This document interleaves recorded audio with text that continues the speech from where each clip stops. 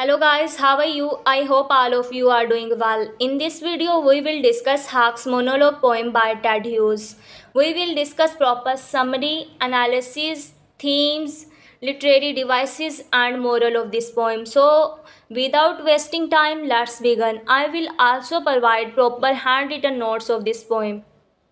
First of all, let's discuss Ted Hughes' biography. He was born in 1930 in England and died in 1998. Okay, he was a British poet, novelist, and children's writer. He was very famous because of his animal imagery. अपने बहुत ज़्यादा works के अंदर उन्होंने animal imagery का use किया है, therefore इनको पोएट ऑफ एनिमल भी बोला जाता है. देखें फॉर एग्जांपल जो आज हमने पोएम डिस्कस करनी है, हाक्स मोनोलॉग. हाक is basically the name of a bird और उन्होंने इस बर्ड के ज़रिए अपने मैसेज को कन्वे किया है. Hawk is the symbol of power and dictatorship.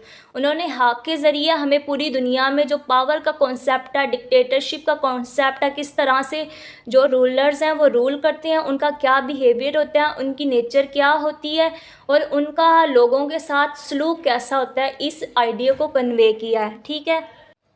And he is the greatest poet of 20th century. अब किसी भी राइटर की बायोग्राफी देखने के लिए, राइटर को अंडरस्टैंड करने के लिए हमें उनकी डेट ऑफ बर्थ, कहाँ वो पैदा हुए, उनका फर्स्ट वर्क, जो मेजर उनके वर्क्स थे, उनका लास्ट वर्क और उनकी रीज़न फॉर डेथ पता होनी चाहिए. इनका जो टेड ह्यूज़ है, इनका फर्स्ट वर्क था the hawk in the rain, जो कि 1957 में पब्लिश हुआ. इनका जो लास्ट वर्क था बर्थडे लेटर्स, जो 1998 में पब्लिश हुआ, जस्ट बिफोर हीज़ डेथ. कुछ माह पहले, उनकी डेथ से कुछ माह पहले उनका last work birthday letters publish हुआ. और उनकी रीज़न फॉर डेथ क्या थी, वो 1998 में डेथ हुई उनकी बिकॉज ऑफ पैंक्रियाटिक कैंसर और 68 ईयर्स उनकी टोटल एज थी.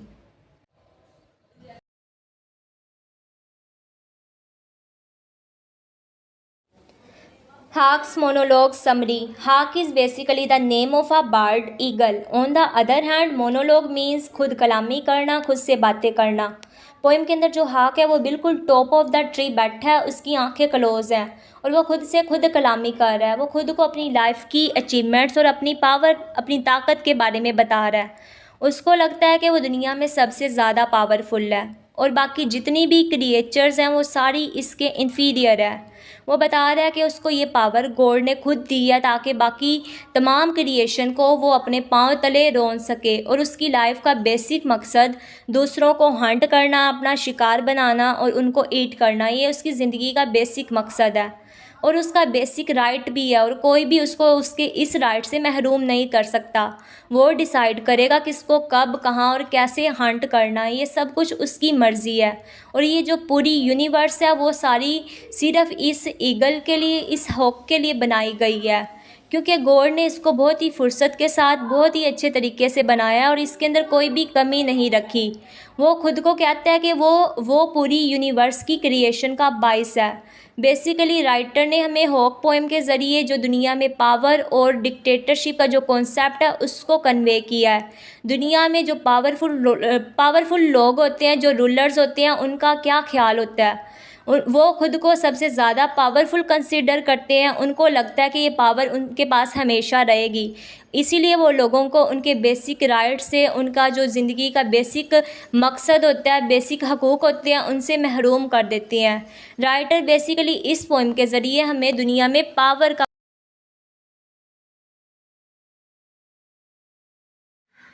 Guys, this poem Hark's monologue basically published in 1960. 1960 में पब्लिश हुई और 6 स्टैंजाज हैं इसके अंदर और 4 लाइन्स इन ईच स्टैंजा. ठीक है.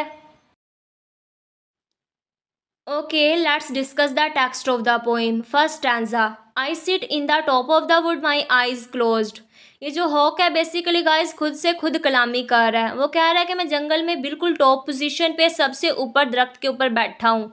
माई आइज क्लोज, मेरी आंखें बंद है. इन एक्शन, कोई भी एक्शन परफॉर्म नहीं कर रहा. नो फाल्सीफाइंग ड्रीम, कोई भी झूठा ख्वाब. Between my hooked head, hooked का मतलब होता है मुड़ा हुआ सर एंड हुक्ड फीट, मुड़े हुए पंजों को. कोई भी झूठा ख्वाब मेरे मुड़े हुए पंजों और मुड़े हुए सर को परफेक्ट तरीके से शिकार करने की प्रैक्टिस से नहीं रोक सकता।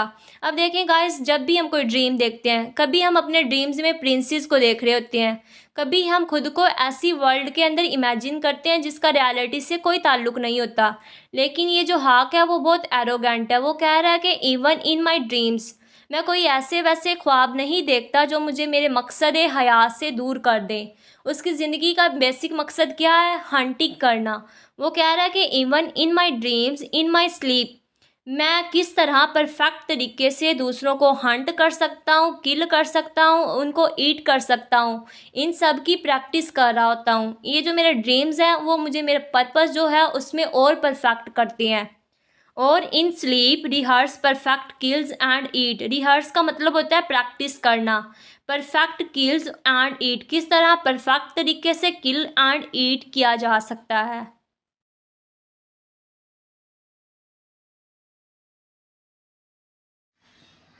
Second stanza, the convenience of the high trees. Convenience बोलते हैं सहूलत, फ़ायदा, एडवांटेज ऑफ हाई ट्रीज, ऊंचे दरख्तों का फ़ायदा, ऊंचे दरख्तों की सहूलत। The air buoyancy and the sun rays. Buoyancy बोलते हैं ये जो हवा की उछाल की कुव्वत होती है, जिस तरह हवा चीज़ों को उड़ा के ऊपर आसमान में ले जाती है। द सन रेज, सूरज की शुआएँ, आर एडवांटेज टू मी, मेरे लिए फ़ायदेमंद है। ये जो हाक है बहुत ज़्यादा एरोगेंट है। वो बोल रहा है कि पूरी यूनिवर्स की क्रिएशन का बाइस मैं हूँ। यूनिवर्स के अंदर जो कुछ भी मौजूद है सारा सिस्टम मुझे सपोर्ट कर रहा है। ये जो मेरी लाइफ का बेसिक मकसद है दूसरों को हंट करना, ये सारा सिस्टम इस हंटिंग के मेरे पर्पस में मेरी हेल्प करता है।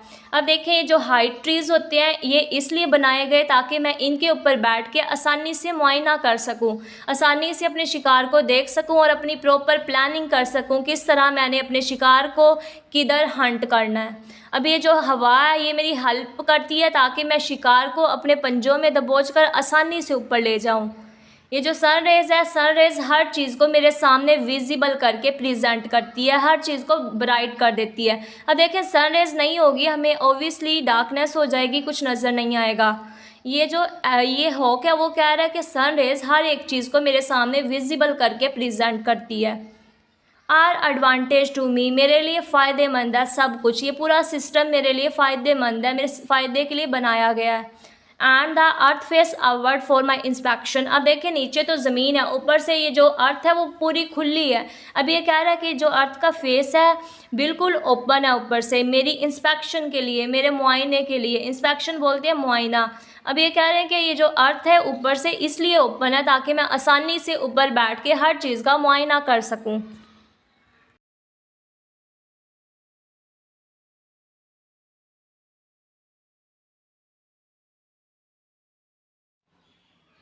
Third stanza, my feet are locked upon the rough bark. Locked बोलते हैं मजबूती से पकड़ना, रफ बाग दरख्त की खुरदरी शाखों को।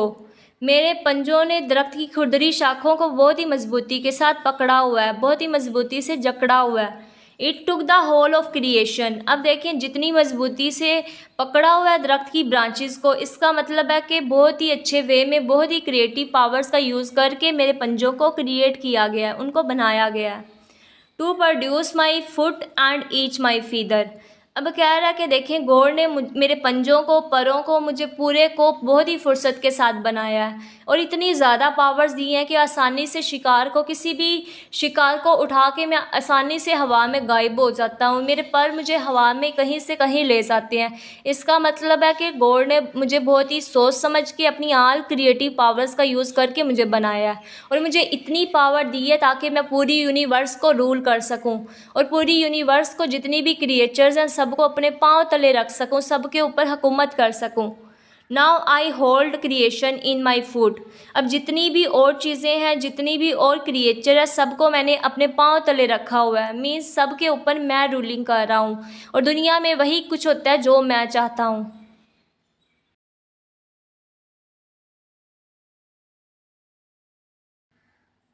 फोर्थ स्टैंजा, और फ्लाई अप, मैं ऊपर उड़ता हूँ, and revolve it all slowly, और अपने शिकार को आहिस्ता आहिस्ता ऊपर उड़ाता हूँ।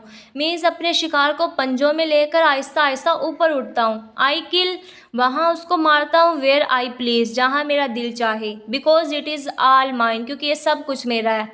अभी ये जो हाक है वो कह रहा है कि पूरी यूनिवर्स मेरे लिए बनाई गई है, सो मैं जिसको चाहूँ जब चाहूँ जिधर चाहूँ मारूँ, क्योंकि ये सब कुछ मेरे लिए बनाया गया है, मेरी मर्ज़ी, मैं जो मर्ज़ी करूं।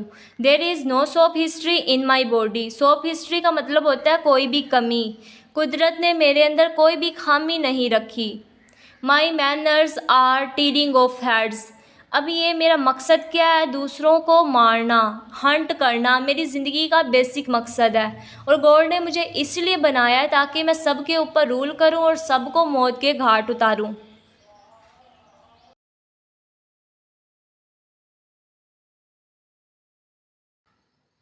Fifth stanza, the allotment of death, means दूसरों को मौत अलॉट करना, मौत के घाट उतारना। For the one path of my flight is direct, ये उसकी ज़िंदगी का बेसिक मकसद है। गॉड ने उसको पावर इसीलिए दी है ताकि वो दूसरे जितनी भी क्रिएचर्स हैं उनको अपने पाँव तले दबोच सके, उनको मौत अलॉट कर सके, उनको मौत के घाट उतार सके, चीर फाड़ सके। Through the bones of the living, no argument assert my right, वो कह रहा है कि ये राइट मुझे गॉड ने खुद दी है और इसीलिए मुझे बनाया है। अभी मेरी ज़िंदगी का मकसद यही है और ये मेरा हक भी है, और कोई मुझसे मेरा हक छीन नहीं सकता।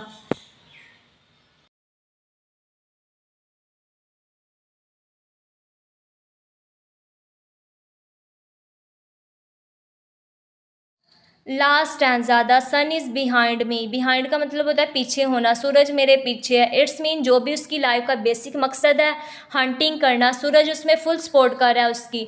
सूरज हर एक चीज़ को उसके सामने विजिबल करता है, इसीलिए उसके लिए जो हंटिंग है वो ईजी हो जाती है। Nothing has changed since I began, जब से मैंने अपनी ज़िंदगी का आगाज़ किया कुछ भी मेरे लिए चेंज नहीं हुआ।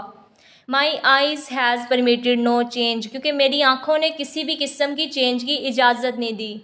आई am going to keep things like this, और मैं हमेशा चीज़ों को ऐसे ही रखने वाला हूँ। ये हाक कह रहा है कि मैं चाहता हूँ कि जो मेरी पावर है वो मेरे पास हमेशा रहे और मैं हमेशा ऐसे ही रूलिंग करता रहूँ, लेकिन ये तो पॉसिबल नहीं है क्योंकि every thing has a decline with the passage of time. और यही ख्याल रूलर्स का होता है, डिक्टेटर्स का होता है। वो चाहते हैं कि उनकी power with the passage of time increase होती रहे, कोई भी डिक्लाइन ना आए।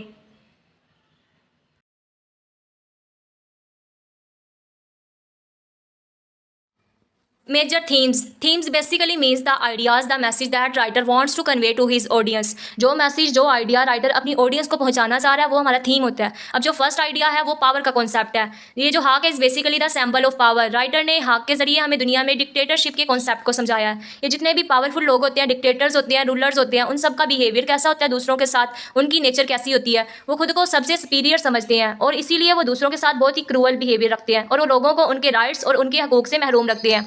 अब जो सेकंड थीम है वो नेचर। हम ये बता सकते हैं कि राइटर ने बहुत ही ब्यूटीफुल तरीके से नेचर का यूज़ किया, अपने मैसेज को कन्वे किया।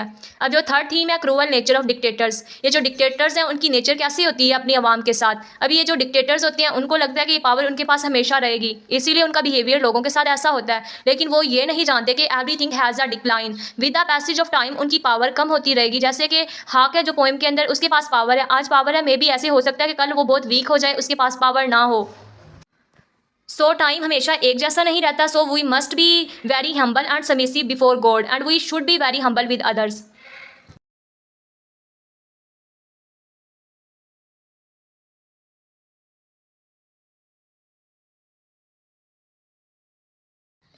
Okay, now let's discuss the literary devices used in the poem. First one is metaphor.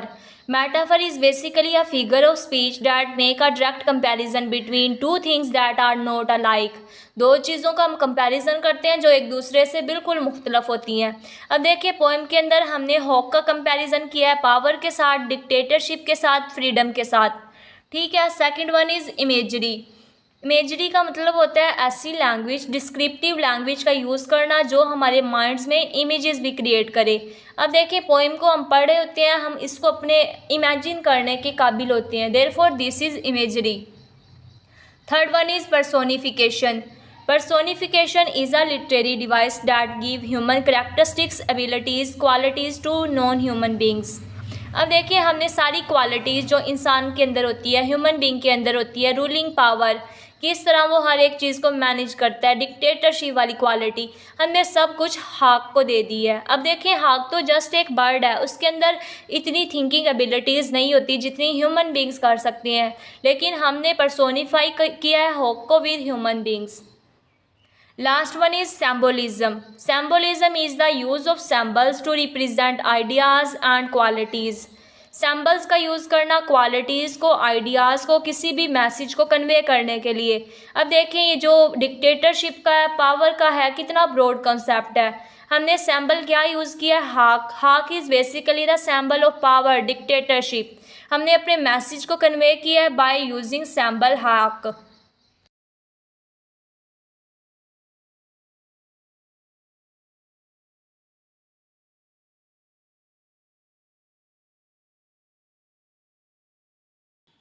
Moral lesson of the poem. The moral of the poem is that we should not feel proud of our powers and authority.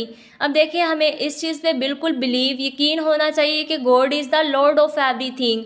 हर एक चीज़ का मालिक अल्लाह ताला है। God हर एक चीज़ का मालिक है। हमारे पास जो कुछ भी है, चाहे वो ब्यूटी है, पावर है, अथॉरिटी है, सब कुछ गॉड ने हमें दिया है और हमें उनके सामने जाके अपनी हर एक एक्टिविटी का जवाबदेह होना है। So we should be very humble with others, क्योंकि with the passage of time हर एक चीज़ को डिक्लाइन है, हर एक चीज़ को ख़त्म होना है। हमारी जो ब्यूटी होती है with the passage of time, time के साथ साथ ख़त्म होती रहती है। पावर भी हमारी, आज हम बहुत पावरफुल हैं, कल को हम वीक भी तो हो सकते हैं, कुछ भी हो सकता है। तो हमें we should be very humble and we must be submissive and humble before God who is the lord of everything.